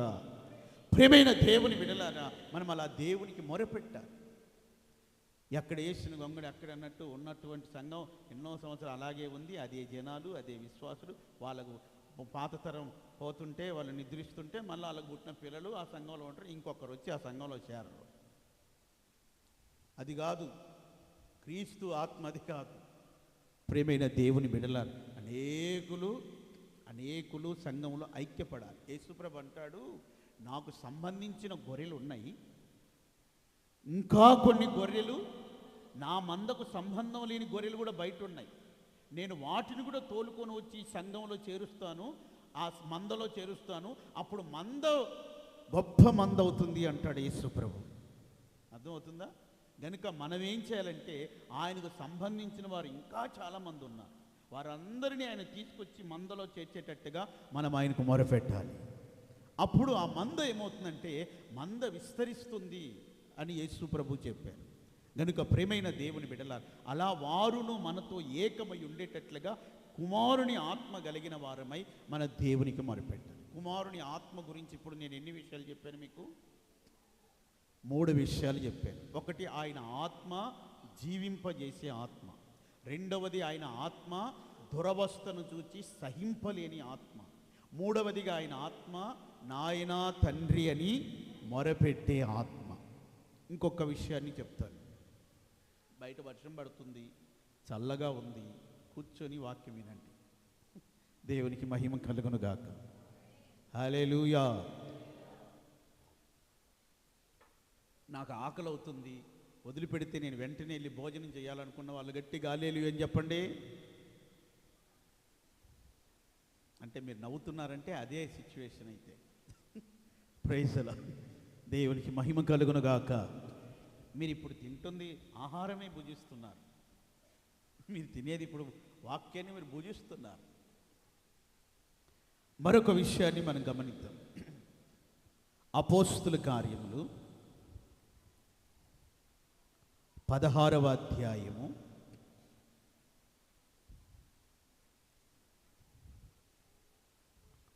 7వ వాక్యాన్ని చదువుకుందాం. అపోస్తుల కార్యములు 16వ అధ్యాయం 7వ వాక్యం. యేసు యొక్క ఆత్మ వారిని వెళ్ళనీయలేదు. చూడండి, ఇక్కడ 6వ వాక్యాన్ని మనం గమనించినప్పుడు, ఆసియాలో వాక్యం చెప్పకూడదని పరిశుద్ధాత్మ వారిని ఆటంకపరిచినందున వారు పురుగియా గలతియా ప్రదేశముల ద్వారా వెళ్ళి ముసియా దగ్గరకు వచ్చి బిథూనియాకు వెళ్ళుటకు ప్రయత్నం చేసిరి, కానీ యేసు యొక్క ఆత్మ వారిని వెళ్ళనీయలేదు. వాళ్ళు బిథూనియాకు వెళ్ళాలనుకున్నారు, పౌలు శీల బిథూనియాకు వెళ్ళాలనుకున్నారు. అయితే యేసు ఆత్మ వాళ్ళని వెళ్ళనీయలేదు. ఇక్కడ వాళ్ళని ఆటంకపరుస్తున్న ఆత్మ ఏ ఆత్మ? యేసయ్య ఆత్మ. మీలో చాలామంది ఇప్పుడు పొద్దున్న నుండి రాత్రి నుండి వర్షం పడుతుంది, ఈరోజు ఆరాధనకి ఎందుకు వెళ్తాంలే, ఇంట్లోనే కూర్చొని ఏదైనా వేడివేడిగా వేసుకొని తిని ఈ రోజుకి మనం ఇంట్లో కూర్చొని ఉంటే బాగుంటుంది అని మీరు అనుకొని ఉండవచ్చు. అయితే యేసయ్య యొక్క ఆత్మ మిమ్మల్ని అక్కడ ఉంచలేదు. యేసు ఆత్మ మిమ్మల్ని అక్కడ ఉంచలేదు, మిమ్మల్ని మందిరానికి తీసుకొచ్చింది. మరికొంతమంది ఆగిపోయారు. ఏదో వర్షం పడితే వెంటనే విత్తనంలాగా భూమిలో చనిపోయి మొలకెత్తుతామన్నట్టుగా ఆగిపోయారు. ప్రియమైన దేవుని బిడ్డలారా, యేసు ఆత్మ వారిని బిథూనియాకు వెళ్లకుండా ఆటంకపరిచినట్లుగా చూస్తున్నాం. ఎందుకంటే బిథూనియాకు వాళ్ళు వెళ్ళాలనుకోవడం మంచిదే, కానీ అది యేసయ్య ఆత్మకి ఇష్టం లేదు. యేసయ్య ఆత్మకి ఇష్టం లేదు కనుకనే బిథూనియాకు వాళ్ళని వెళ్ళనీయలేదు. అంతటి వారు ముసియాను దాటిపోయి త్రోయకు వచ్చారు. వాళ్ళు ఇప్పుడు ఎక్కడికి వచ్చారంటే త్రోయకు వచ్చారు. బిథూనియాకు యేసయ్య ఆత్మ వాళ్ళని వెళ్ళనీయలేదు, పౌలుని శీలని. వాళ్ళు ఇప్పుడు త్రోయకు వచ్చారు. త్రోయకు వచ్చిన తర్వాత పౌలుకి ఒక దర్శనం కలిగింది. త్రోయకు వచ్చిన తర్వాత రాత్రి వేళ పౌలుకి ఒక దర్శనం కలిగింది. ఆ దర్శనములో మాసిదోనియా దేశస్థుడు ఒకడు తమ ప్రాంతానికి వచ్చి వారికి సహాయం చేయాలని పౌలుని వేడుకున్నట్టుగా ఆయనకు ఒక దర్శనం కలిగింది. గమనించాలి. బిథూనియాకు వెళ్ళాలనుకుంటే ఆత్మ వెళ్ళనీయలేదు కదా. వాళ్ళు ఇప్పుడు త్రోయకు వచ్చారు. త్రోయకు వచ్చినప్పుడు రాత్రి వేళ పౌలుకి ఏం కలిగిందంటే దర్శనం కలిగింది. దర్శనం వేరు, కళ వేరు. కళా దర్శనం ఒకటి కాదు. ప్రార్థన చేసేటప్పుడు మనకు కనబడితే అది దర్శనం, మనం మెలకువతో ప్రార్థించేటప్పుడు. మనం పడుకొని విశ్రాంతి పొంది నిద్రపోయేటప్పుడు మనకు ఏదైనా బయలుపడితే అది కళ. ఇక్కడ పౌలుకి రాత్రి వేళ దర్శనం కలిగిందంటే త్రోయకు వచ్చిన తర్వాత ఆయన ఏం చేస్తున్నాడని అర్థం, ఆయన ప్రార్థనలో ఉన్నాడు. ప్రార్థనలో ఉంటే దైవ దర్శనాలు ప్రభు ఇస్తాడు. ప్రార్థనలో ఉంటే మనం ఏం చేయాలో, మనం ఎక్కడికి వెళ్ళాలో మన మార్గం మనకు తెలియపరచబడుతుంది. ఆయన త్రోయకు వచ్చిన తర్వాత ప్రార్థన చేసేటప్పుడు ఆయనకు దర్శనం కలిగింది. ఆ దర్శనంలో ఒక వ్యక్తి ఆయన కనబడుతున్నాడు. ఆ కనబడుతున్న వ్యక్తి మాసిదోనియా సంఘస్థుడు. అతను ఆ మాసిదోనియా సంఘస్థుడు కనబడి మా దగ్గరకు వచ్చి, మా ప్రాంతానికి వచ్చి మాకు సహాయము చెయ్యని అడుగుతున్నాడు. ప్రియమైన దేవుని బిడ్డలారా, యేసు ఆత్మ వారిని బిథునియాకు వెళ్ళనీయలేదు. అయినను సరే బిథునియాకు వెళ్ళినట్లయితే పౌలుకి ఒక దర్శనం కలిగేది కాదు. ఒక దర్శనం కలిగేది కాదు. ఒక వ్యక్తి సహాయం చేయమని పిలిచినట్లుగా కూడా తనకు ఆయన బయలుపరచబడేది కాదు. దేవుడు ఇక్కడ మాసిదోనియాలో ఏదో ఒక అద్భుతం చేయబోతున్నాడు. మాసిదోనియాలో దేవుడు ఏదో ఒక గొప్ప కార్యం చేయబోతున్నాడు. అందుకే యేసు ఆత్మ ఏం చేసినంటే వారిని ఎటువైపు నడిపించాలో అటువైపు నడిపించాడు. యేసయ్య ఆత్మను కలిగి ఉంటే నీవు ఎటు నడిపించబడాలో ఆ ఆత్మ నిన్ను అటు నడిపిస్తాడు. యేసయ్య ఆత్మను కలిగి ఉంటే, యేసయ్య ఆత్మ నీకు లేదనుకో, ఎక్కడికి పడితే అక్కడికి పోతుంటావు. ఇంకా ఎక్కడికి పడితే అక్కడ పోతుంటావు. ఎక్కడికి వెళ్ళాలనుకుంటే అక్కడికి పోతుంటావు. ఏది చూడాలనుకుంటే చూడటానికి వెళ్తూ ఉంటావు. ఇది సరైనదా కాదా, ఇది పద్ధత, ఇది క్రమమా, ఇది కాదా అనేది ఇంకా వివేచన శక్తి ఉండదు. యేసు ఆత్మను కలిగి ఉంటే ఆ ఆత్మ ఏం చేసి నువ్వు ఎక్కడికి వెళ్ళాలో అక్కడ నడిపిస్తావు. ప్రియమైన దేవుని బిడ్డల, ఈ మాసిదోనియా సంఘస్థుడై పౌలుకు దర్శనంలో కనబడ్డాడు కదా. అతను ఎవరో తెలుసునా? పౌలుని వారు కొట్టి, పౌలు శీలను కొట్టి ఒక దయ్యాన్ని వెళ్ళగొట్టినందుకు చెరసాల వేసి కాళ్ళకు చేతులకు బొండుగలు బిగించినప్పుడు ఆ చెరసాలంతటిని కనిపెట్టేదానికి ఒక సైనికుని అక్కడ పెట్టారు చూడండి. ఆ సైనికుడే పౌలుకి దర్శనంలో కనబడింది. దేవునికి మహిమ కలుగునుగాక. వాళ్ళు ప్రార్థించి కీర్తనలు పాడినప్పుడు దేవుడు అక్కడ కొన్ని అద్భుతం చేశాడు. భూకంపం కలిగింది, చెరసాల తలుపులని తెరవబడ్డాయి, బంధకాలు ఊడిపోయినాయి, అందరి బంధకాలు ఊడిపోయినాయి. అప్పుడు ఈ చెరసాల సైనికుడు ఏం చేశాడంటే, సైనికులంతా వెళ్ళిపోయారేమని కత్తి తీసుకొని చంపుకొని పోతే పౌలు శిల చెప్పారు, మేము ఎక్కడికి వెళ్ళలేదు, ఇక్కడే ఉన్నాం, నువ్వు చనిపోవద్దని చెప్పి ఆ రాత్రే అతను వాళ్ళని తీసుకొని వెళ్ళి గాయాలు కడిగి వాక్యం చెప్పించుకొని ఆ వాక్యం మీద విశ్వాసం ఉంచి ఆ రాత్రే వాళ్ళందరూ బాప్తీసాలు పొంది కుటుంబంతో కలిసి ఆనందించారు. బాప్తీసం పొందడానికి చెరసాల సైనికునికి ఎంత టైం పట్టింది? ఎంత టైం పట్టిందండి? అర్ధరాత్రి జరిగింది అద్భుతం. వాళ్ళ ఇంటికి తీసుకెళ్ళారు, వాళ్ళ గాయాలన్నీ కడిగారు. తెల్లవారుజామున ఇంకా చీకటి ఉండగానే వాళ్ళు వాక్యం విన్నారు, బాప్తీసాలు పొందారు, కుటుంబం అంతా రక్షణ పొందింది. కొన్ని గంటల వ్యవధిలోనే జరిగింది. ఇప్పుడు మీరు బాప్తీసం పొందాలంటే కొన్ని సంవత్సరాలు కావాల్సి వస్తుంది, కొన్ని ఏండ్లు కావాల్సి వస్తుంది బాప్తీసం పొందాలంటే. ఆయన శరీరంలో రక్తంలో పాలు పొందాలంటే బాప్తీసం పొందినా సరే మళ్ళీ కొన్ని సంవత్సరాలు ఆగుతున్నారు. యేసయ్య శరీరం రక్తం ఇక్కడ అందరికి ఇస్తున్నారు వరుసలుగా కూర్చొని అంటే కొంతమంది లేచి బయటికి వెళ్తారు గొప్పగా, ఏదో గొప్ప కార్యాలు చేసినట్టు. అది ఎంత అవమానం అండి! క్రీస్తు శరీరం ఇక్కడ, క్రీస్తు రక్తం ఇక్కడ మనకు అనుగ్రహించబడుతుంది. అది భుజించి పానం చేస్తే మనం జీవిస్తామంటే వీళ్ళు లేచి కొంతమంది బయటికి వెళ్తుంటారు.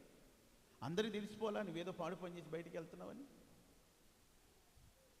పశ్చాత్తాపడు, కన్నీళ్ళు పెట్టి ప్రభు పాదాలు పట్టుకో, అవిధేయత ఉంటే తొలగించుకో, దేవునికి హృదయం అప్పగించుకో, ప్రభు బల్లలో పాలు పొందు. నువ్వు లేచి బయటికి వెళ్ళుట దేవుని చిత్తం కాదు, ఆయన శరీరంలో రక్తంలో పాలు పొందుటయే దేవుని చిత్తం.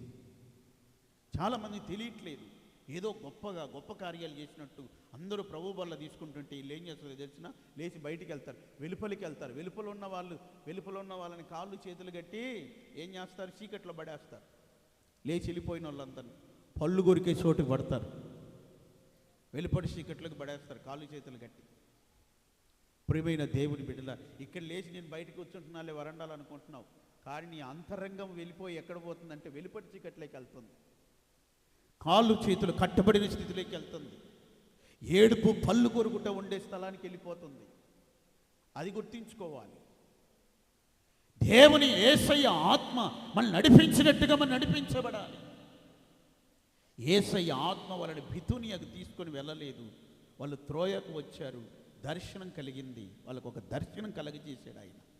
చెరసాల సైనికుని యొక్క కుటుంబం అంతా ఏమైంది? రక్షించబడింది. ఆ కుటుంబం రక్షించబడేదానికి పౌలు శీల ఎన్ని దెబ్బలు తిన్నారు, ఎంత కొట్టబడ్డారు, ఎలా బంధించబడ్డారు, అర్ధరాత్రి వేళ ఎలా దేవునికి ప్రార్థన చేసి కీర్తనలు పాడారు, ఒక కుటుంబం రక్షించబడటానికి. ప్రియమైన దేవుని బిడ్డల, ఏదో మనం ఓరకే రక్షించబడాలంటే రక్షించబడదు. ఆ రక్షించబడేదానికి మనం దేవునికి మొరపెట్టాలి.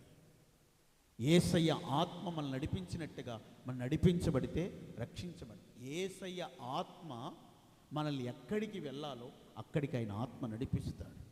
కనుక యేసయ్య ఆత్మతో మనము నడిపించబడాలి. ఆ ఆత్మ నీలో ఉంటే ఆయన నడిపిస్తాడు. ఇప్పుడు వీళ్ళని యేసయ్య ఆత్మ నడిపించినందువల్లే ఒక కుటుంబం రక్షించబడినట్లుగా చూస్తున్నాం. బాప్తీసాలు పొంది రక్షించి ఆనందించి సంతోషించారు.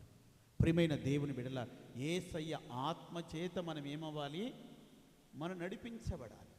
ఆత్మ చేత మనం నడిపించబడాలి.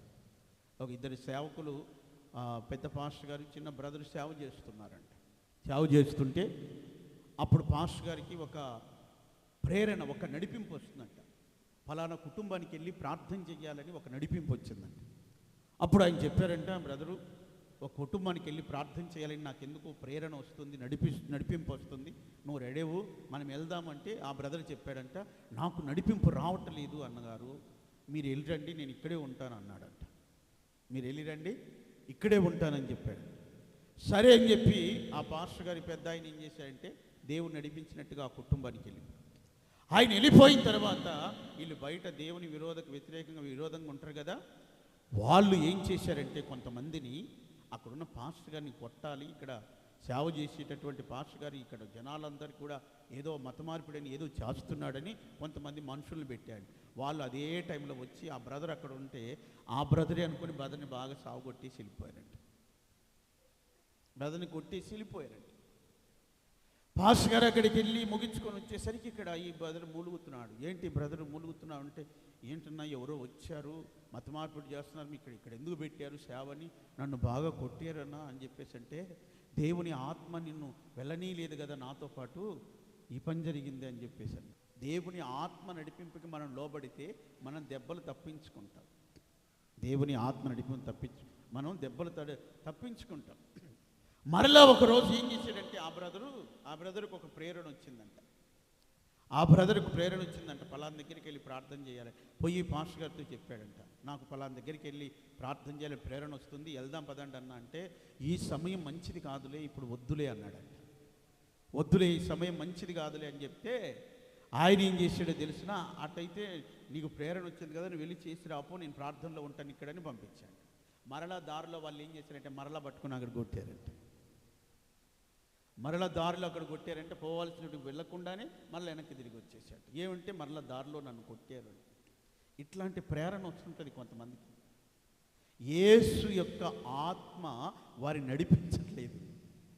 వాళ్ళ స్వయంగా వాళ్ళ స్వచిత్తముతో కూడిన ఆత్మ వాళ్ళని నడిపిస్తుంది. కనుకనే ఎదురు దెబ్బలు తగులుతుంటాయి. అది యేసయ్య యొక్క ఆత్మ చేత మనం నడిపించబడితే మనకు దెబ్బలు తగిలినా అక్కడ ఒక అద్భుతం దేవుడు జరిగిస్తాడు. దేవునికి మహిమ కలుగునుగాక. ప్రియమైన దేవుని బిడ్డల, అందుకే యేసయ్య ఆత్మ మనల్ని నడిపించినట్టుగా మనం నడవాలని వాక్యం చెప్తుంది. నాకు ఇంకా చాలా విషయాలు చెప్పాలని ఉంది. ఎంతమంది సంతోషంగా ఉన్నారు? గట్టిగా హల్లెలూయా చెప్పండి. సరే, మరొక విషయాన్ని గమనిద్దాం.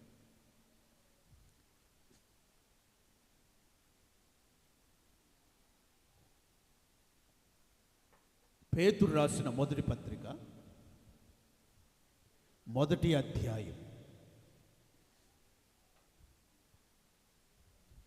10వ వాక్యాన్ని చదువుకుందాం. 1వ అధ్యాయము పేతురు రాసిన మొదటి పత్రిక 1వ అధ్యాయం 10వ వాక్యం.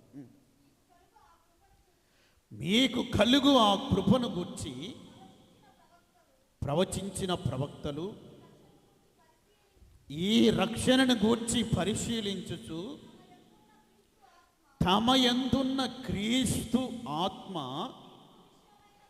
క్రీస్తు విషయమైన శ్రమలను గూర్చియు వాటి తరువాత కలుగబోవు మహిమలను గూర్చియు ముందుగా సాక్ష్యమిచ్చినప్పుడు చాలు. క్రీస్తు ఆత్మ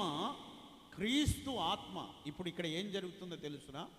క్రీస్తు ఆత్మ క్రీస్తు పొందిన శ్రమలను గూర్చియు పొందబోయే మహిమలను గూర్చియు సాక్ష్యమిస్తుంది. క్రీస్తు ఆత్మ కలిగిన వారు ఏం చేస్తారంటే క్రీస్తు పొందిన శ్రమలను గూర్చియు తాము పొందబోయే మహిమలను గూర్చియు సాక్ష్యం ఇవ్వాలి. అది క్రీస్తు ఆత్మ. క్రీస్తు ఆత్మ మనం ఎందుకు కలిగి ఉండాలో తెలుసునా? ఆయన పొందిన శ్రమలను గూర్చి సాక్ష్యం ఇచ్చేదానికి, పొందబోయే మహిమలను గూర్చి సాక్ష్యం ఇచ్చేదానికి మనము క్రీస్తు ఆత్మ కలిగి ఉండాలి. అదే పత్రికలో 5వ అధ్యాయం 1వ వాక్యంలో పేతురు అంటాడు, తోటి పెద్దను క్రీస్తు శ్రమను గూర్చిన సాక్షిని బయలుపరచబడబోవు మహిమలో పాలివాడనైనా నేను మీలోని పెద్దలను హెచ్చరిస్తున్నా. క్రీస్తు శ్రమలను గూర్చి నేను సాక్షిని, పొందబోయే మహిమలను గూర్చినటువంటి మహిమలు తెలుసుకున్నటువంటి వాడను నేను సాక్షిని. ప్రియమైన దేవుని బిడ్డలారా, క్రీస్తు యేసు శ్రమలకి ఇక్కడ పేతురు ఎలా ఉన్నాడంటే సాక్షిగా ఉన్నాడు. పొందబోయే మహిమలకు పేతురు ఎలా ఉన్నాడంటే సాక్షిగా ఉన్నాడు. గనుక క్రీస్తు ఆత్మ ఆయనలో ఉన్నది గనుకనే ఆయన క్రీస్తు శ్రమలను గురించి పొందబోయే మహిమలను గురించి సాక్ష్యం ఇస్తున్నాడు. మనం ఏం చేయాలంటే మనం సాక్ష్యం ఇవ్వాలి. అనేకుల ఎదుట మనము నిలిచి మనం సాక్ష్యము చెప్పాలనే దేవుడు మనల్ని ఏర్పరచుకున్నాడు. పౌలును దేవుడు ఎందుకు ఏర్పరచుకున్నాడు? అన్య జనుల ఎదుట, అధికారుల ఎదుట, రాజుల ఎదుట నీవు నాకు సాక్షిగా నిలబడాలి. నా శ్రమలను గురించి నువ్వు సాక్ష్యం ఇవ్వాలి. అందుకే నేను నిన్ను ఏర్పరచుకొని నిన్ను నియమించి ఉన్నాను. ప్రియమైన దేవుని బిడ్డలారా, దేవుడు మనల్ని ఎందుకొరకు ఏర్పరచుకున్నాడు? దేవుడు ఎందుకొరకు మనల్ని రక్షించాడు? ఎందుకొరకు ఆయన మనల్ని ఏర్పరచుకొని ఇక్కడ నిర్ణయించి ఇక్కడ స్థాపించాడంటే ఆయన శ్రమల గురించి మనం సాక్ష్యం ఇవ్వడానికి. అది ఏ ఆత్మ? అది క్రీస్తు ఆత్మ, పరిశుద్ధాత్మ కాదు, క్రీస్తు ఆత్మ. పరిశుద్ధాత్మ చేసే కార్యాలు వేరు, అది మరొకసారి వచ్చినప్పుడు చెప్తారు. క్రీస్తు ఆత్మ పొందబోయే మహిమలను గురించి మనం ప్రకటించాలి. అది ఏ ఆత్మ? అది క్రీస్తు ఆత్మ. ప్రియమైన దేవుని బిడ్డలారా, మనం ఎట్టి మహిమను పొందబోతున్నామో, ఎట్టి మహిమలు మనం పొందబోతున్నామో, ఏ మహిమలు కలిగిన స్థానములను మనం పొందబోతున్నామో అవన్నీ క్రీస్తు బయలుపరిచాడు, అవన్నీ క్రీస్తు బోధించాడు. నేను వెళతాను, మీ కొరకు ఒక స్థలము సిద్ధపరుస్తాను. నేను వచ్చి నేనుండు స్థలములో మీరును ఉండులాగున మిమ్మల్ని నేను తీసుకొని వెళతాను. అప్పుడు నేను ఎక్కడ ఉందునో మీరు అక్కడ ఉంటారు. అవి దేవుడు సిద్ధపరిచిన మహిమ కలిగిన స్థలాలవి, పొందబోయే మహిమలు. ప్రియమైన దేవుని బిడ్డలారా, క్రీస్తు శ్రమలను గురించి మనం సాక్ష్యం ఇవ్వాలి. క్రీస్తు శ్రమలను గురించి మనం సాక్ష్యం ఇవ్వాలి. ఎక్కడ 2-3 కూడినా సరే వారు మనతో ఉన్నారు, మన మాట ఆలకిస్తున్నారు, ఆలకించడానికి సిద్ధంగా ఉన్నారని మనం గ్రహించినప్పుడు వెంటనే మనం వారికి క్రీస్తు శ్రమలను గురించి మనం సాక్ష్యం ఇవ్వాలి. అపోస్తలులు ఆయన శ్రమలను గురించి వారు సాక్ష్యం ఇస్తూ వెళ్ళారు. అలా సాక్ష్యం ఇచ్చేటప్పుడు వారిని బంధించారు, వారిని పెత్తములతో కొట్టారు, కొరడాలతో కొట్టారు, వాళ్ళని గాయపరిచారు, బాధ పెట్టారు, ఎన్నో దూషణకరమైన మాటలు మాట్లాడారు. ఇవన్నీ సహించుటకు పాత్రులని వాళ్ళు సంతోషంగా, ఇవన్నీ సహించడానికి పాత్రులుగా ఎంచబడిన వారు మనమని సాక్ష్యం ఇస్తూ సంతోషంగా వెళ్ళిపోయారంట. శ్రమల గురించి సాక్ష్యం ఇచ్చేటప్పుడు ఏ శోధన ఎదురైనా, ఏ కష్టమే బాధ ఎదురైనా వారు దానిని లెక్క చేయలేదు. క్రీస్తు శ్రమల గురించి సాక్ష్యం ఇచ్చేటప్పుడు శ్రమలు కలిగినాయి, హింసలు కలిగినాయి, ఉపద్రవాలు ఎదురైనాయి, మహా ఆనందముతో వాళ్ళు దాటి వెళ్ళారు. ఎందుకో తెలుసునా? పొందబోయే మహిమలు ఉన్నాయి. ఆ మహిమ ఎదుట ఇప్పటి కాలపు శ్రమలు ఎన్నదగినవి కాదు. అందుకే వాళ్ళు సంతోషంగా ముందుకు వెళ్ళిపోయారు. మీరు ఎన్నో శ్రమలు అనుభవిస్తున్నారు, మీరు భయపడవద్దు. మీరు ఎన్నో నిందలు అనుభవిస్తున్నారు, ఎన్నో సమస్యలు ఎదుర్కొంటున్నారు. మీరు ఏపడాల్సిన అవసరం లేదు. మనం పొందబోయే మహిమలు ఉన్నాయి, మనం పొందబోయే మహిమ గల స్థలాలు ఉన్నాయని ఆ మహిమల గురించి సాక్ష్యం ఇస్తూ వచ్చారు. ప్రియమైన దేవుని బిడ్డల, ఎప్పుడైతే ఆ మహిమలను వాళ్ళు గురించి ఆ సాక్ష్యములు విన్నారో వాళ్ళు పొందినటువంటి ఆ శ్రమ కానీ వాళ్ళకు అనిపించలేదు. వాళ్ళు సంతోషముతో వాళ్ళు దాటి వెళ్ళారు. దేవుని స్వార్థ అంటే ప్రకటించబడకుండా అడ్డుపడేటటువంటి నాస్తికులు అధికముగా ఉన్నటువంటి దేశమే రష్యా. ఆ రష్యా దేశమే రేపు ఇజ్రాయెల్తో యుద్ధం చేయబోయేది కూడా. ప్రియమైన దేవుని బిడ్డలారా, అట్టి దేశంలోనికి వెళ్ళిపోయి సువార్తలు ప్రకటించినటువంటి ఎంతోమంది ఉన్నారు సేవకులు. వాళ్ళు ఎన్నో శ్రమలు అనుభవించారు, వాళ్ళు ఎన్నో కష్టాలు అనుభవించారు. క్రీస్తు శ్రమల గురించి వారికి బోధించి సాక్ష్యం ఇచ్చారు. పొందబోయే మహిమల గురించి సాక్ష్యం ఇచ్చి ప్రాణాలు విడిచారు. ఒక తండ్రి కుమారుని వాళ్ళు అట్టి పరిస్థితుల్లోని వాళ్ళు బంధించి ఆ తండ్రిని బాగా హింసించి కొట్టి గాయపరిచారంట. యేసు ప్రభు నిజమైన దేవుడు కాదని ఒప్పుకుంటే నేను విడిచిపెడతామని. అయినా సరే ఆయన ఒప్పుకోలేదు. ఆయన కళ్ళ ముందే ఆయన కుమారుని పట్టుకొని ఆయన బంధించి కుమారుని కొట్టడం ప్రారంభించారంట. ఆయన కుమారుని కొడుతుంటే ఆయన హృదయం అంతా కూడా వేదన చెందుతుంది. ప్రాణంతోనే ఆ కుమారుని కాళ్ళ కింద తొక్కిపెట్టి అతని తల వెంట్రుకలన్నీ వాళ్ళు లాగి ఆ వెంట్రుకలన్నీ తీసేస్తున్నప్పుడు రక్తమంతా కారుతుందంట. అలా రక్తమంతా కారుతున్నప్పుడు, ఆ శ్రమ పడుతున్నప్పుడు, ఆ శ్రమ అనుభవించేటప్పుడు ఆ కుమారుడు తండ్రిని పిలిచి గట్టిగా కేకవేసి చెప్తున్నాడంట, నా తండ్రి యేసు ప్రభు నిజమైన దేవుడు కాదని నువ్వెంత మాత్రం ఒప్పుకోవద్దు, ఆయనే నిజమైన దేవుడు అని చెప్పు అంటున్నాడంట. ఆయనే నిజమైన దేవుడు అని చెప్పు. ఇప్పుడు నాకు బాధే, ఇప్పుడు నేను శ్రమ పడుతున్నాను, నన్ను హింసిస్తున్నారు, నన్ను చంపేస్తారు.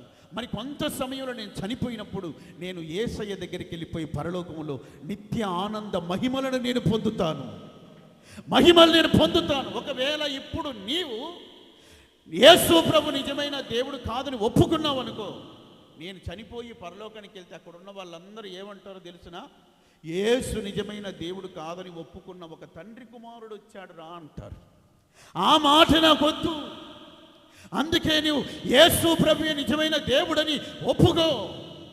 నేను చనిపోతే ప్రభు దగ్గరికి వెళ్తాను, ఒక మహిమని నేను పొందుతానంటే అప్పుడు ఆ తండ్రి చెప్పాడంట, కుమారుడా ఈ శ్రమ కొంచెం వరకు నువ్వు ఓర్చుకో, నీ తల వెంట్రుకలని వాళ్ళు తీసేస్తున్నారు, రక్తపు మడుగులో నీ తల ఉంటుంది, నీ తలంతా బోడి చేయబడింది, నువ్వు పరలోకానికి వెళ్ళబోతున్నావు, ఆ బోడి తల మీదని దేవుడు ఒక కిరీటం పెట్టబోతున్నాడని చెప్పాడంట ఆ తండ్రి. ప్రియమైన దేవుని బిడ్డలారా, మన శ్రమలే మనకు మహిమగా మారబోతున్నాయి, మన శ్రమలే మనకు కిరీటముగా మార్చబడబోతున్నాయి. ఆ శ్రమలే నిత్యత్వములో తండ్రితో కుమారునితో పరిశుద్ధాత్మతో ఉండేదానికి మనకు సహాయం అవ్వబోతున్నాయి. కుమారుని యొక్క ఆత్మ ఆ శ్రమలను గురించి సాక్ష్యం ఇవ్వాలని మనల్ని బలవంతం చేస్తుంది. కుమారుని యొక్క ఆత్మ పొందబోయే మహిమలను గురించి సమివ్వాలని బలవంతం చేస్తుంది. క్రీస్తు యేసు ఆత్మ క్రీస్తు శ్రమలను గురించి పొందబోయే మహిమల గురించి బోధి సాక్ష్యం ఇవ్వమని చెప్తుంది. అందుకే అపోస్తలులు వారు ప్రతి స్థలమంతును ఆయన శ్రమలను గురించి, ఆయన మరణమును గురించి, ఆయన పునరుత్థానమును గురించి వాళ్ళు సాక్ష్యం ఇచ్చి వెళ్ళారు. ఆయన తిరిగి మరల రానయ్యున్నాడని, ఆయన రాకడ గురించి బోధించారు. ఆయన వచ్చి ఆయన బిడ్డలను తీసుకెళ్ళి ఏ స్థలంలో ఏ మహిమ కలిగిన స్థలంలో ఉంచుతాడో ఆ మహిమల గురించి ప్రకటిస్తూ వెళ్ళారు. దాని కొరకై ప్రాణాలు వదిలారు, దాని కొరకై చనిపోయారు. అదే పౌలు ఎబ్రీ సంఘానికి రాసినప్పుడు కొంతమంది మరీ శ్రేష్టమైన పునరుద్ధానం పొందగోరి యాతన పెట్టబడ్డారు. విడుదల పొందేదానికి వాళ్ళు ఇష్టపడలేదు. శ్రమలు అనుభవించి సాక్షిగా హతసాక్షిగా మరణించడానికే వాళ్ళు ఇష్టపడ్డారు. కొందరు రంపాలతో కోయబడ్డారు, కొరడాలతో కొట్టబడ్డారు, బెత్తములతో కొట్టబడ్డారు. చర్మపు యొక్క ఆ రంధ్రాల్లో వాళ్ళని వేసి ఎండలో వేసిన ఆ చర్మం వాళ్ళని బిగించినప్పుడు వాళ్ళ ఎముకలు పొడి చేయబడి కూడా వాళ్ళు చనిపోయారు. మరి శ్రేష్టమైన పునరుద్ధానం పొందగోరి యాతన పెట్టబడ్డారు, ధైర్యముగా నిలిచారు. ప్రియమైన దేవుని బిడ్డలారా, ఇవన్నీ ఎందుకొరకంటే పొందబోయే మహిమల కొరకై. అవును, మనం పొందబోయే మహిమల కొరకై మనం త్యాగం చేయాలి. క్రీస్తు ఆత్మ మనలో ఉంటే మనం ఎప్పుడు కూడా వెనుదిరగం. అది బాధ అయినా, హింస అయినా, ఖడ్గమైన, ఉపద్రవమైన, ప్రియమైన దేవుని బిడ్డలారా, కరువైన, వస్త్రహీనత అయినా దేవుని ప్రేమ నుండి మనల్ని ఏది ఎడబాప నేరవు.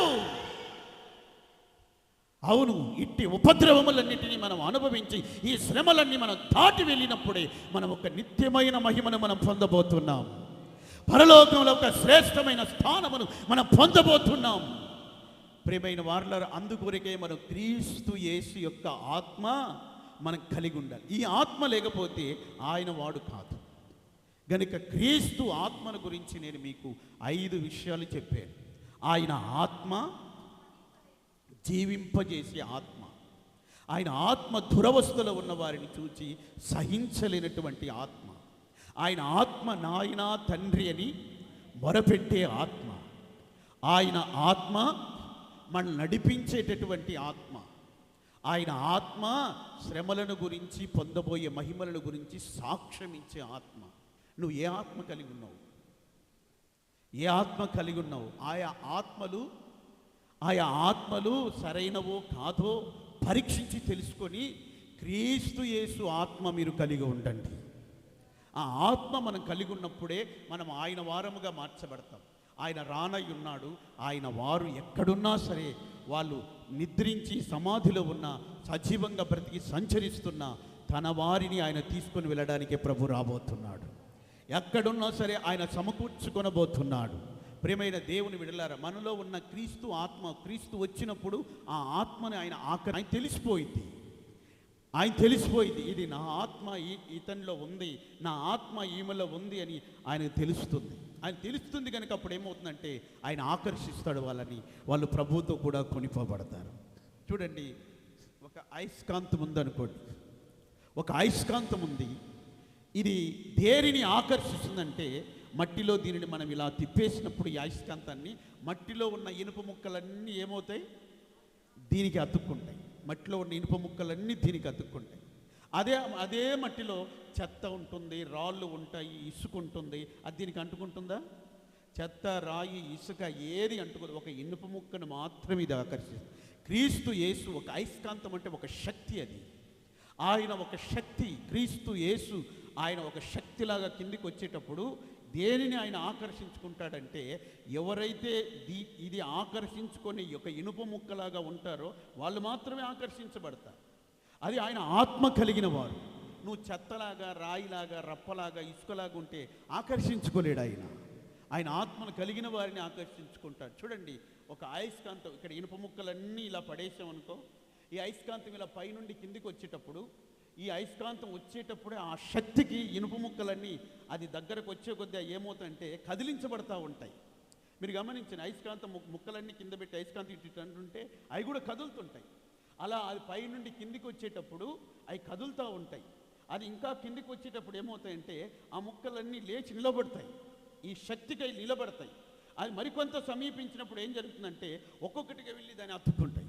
అవన్నీ ఎప్పుడైతే అతుక్కుంటాయో అయస్కాంతం అలాగే పైకి వెళ్ళిపోతుంది. యేసు ప్రభు వచ్చినప్పుడు కూడా ఆయన ఆత్మ కలిగినటువంటి వారందరూ కూడా ఆయన అలా వస్తున్నప్పుడే ఆయన ఆత్మ కలిగిన వాళ్ళలో ఒక కదలిక వస్తుంది. సమీపంగా వచ్చేసరికి ఆయన ఆత్మ కలిగిన వాళ్ళు చనిపోయిన ఎక్కడున్నా లేచి నిలబడతారు. మరింత సమీపంగా రాగానే ఒక్కొక్కరు ఆయన్ని పోయి ఆయన క్యాచ్ చేస్తారు. ఆయన అలాగే తీసుకొని వెళ్ళిపోతాడు వారిని. ప్రియమైన దేవుని బిడ్డలారా, ఆయన ఆత్మ కలిగిన వారు ఇలా ఆయనతో కూడా కొనిపోబడతారు. ఆయన ఆత్మ లేనటువంటి వాళ్ళు ఉంటారు చూడండి, మిగిలిన వాళ్ళు ఆయన ఆత్మ లేకుండా ఉంటారు కదా, వాళ్ళందరూ విడిచిపెట్టబడతారు. కనుక నీకు ఇప్పుడు క్రీస్తు ఆత్మను కలిగి ఉంటే ప్రభు వచ్చినప్పుడు అట్టి వారు కొనిపోబడతారు. వారు ఎట్టి స్థితిలో ఉన్న ఆ శక్తి, కుమారుని యొక్క గొర్రెపిల్ల శక్తి వారిని ఆకర్షిస్తుంది. వారు లేచి తిరిగి ప్రభుతో వెళ్ళిపోతారు. దేవునికి మహిమ కలుగునుగాక. కాగా యుగయుగాలు సదాకాలం ప్రభుతో ఉంటారు వారు. కనుక మనమందరం దేవునితో ఉండాలి. అందరం మోకరించి ప్రార్థన చేసుకుందాం. క్రీస్తు ఆత్మను కలిగి ఉండాలి. క్రీస్తు ఆత్మ కలిగిన వాడే ఆయన రాకడలో కొనిపోబడతాడు.